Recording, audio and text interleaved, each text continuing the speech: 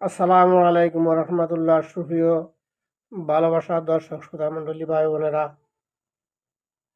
হযরত আবু হুরায়রা রাদিয়াল্লাহু তাআলা আনহু হতে বর্ণিত, তিনি বলেন, নবী করিম সাল্লাল্লাহু আলাইহি ওয়াসাল্লাম বলেছেন, আল্লাহ তোমাদের সৌন্দর্য সম্পদের দিকে লক্ষ্য করেন না, বরং তোমাদের অন্তঃকরণ ও কাজের দিকে লক্ষ্য করেন।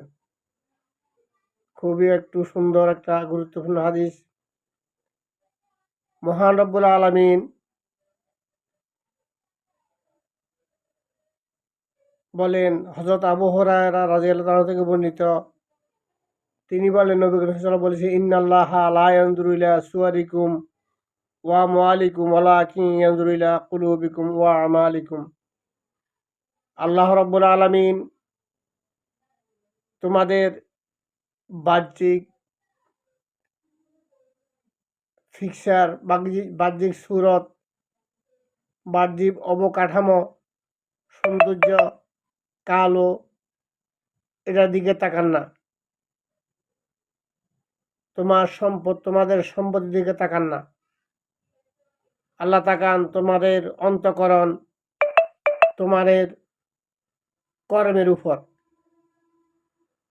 মহান রব্বুল আলামিন আমাদের বাহ্যিক চাকচিক্য, সুরত, সৌন্দর্য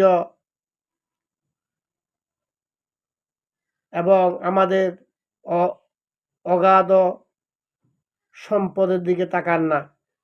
মহান রব্বুল আলামিন আমাদের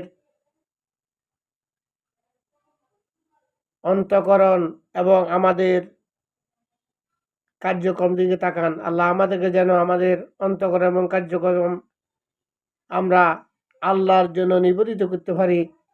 মহান রব্বুল আলামিন আমাদেরকে সেই তৌফিক দান করুন। আমিন। আসসালামু আলাইকুম ওয়া রাহমাতুল্লাহ।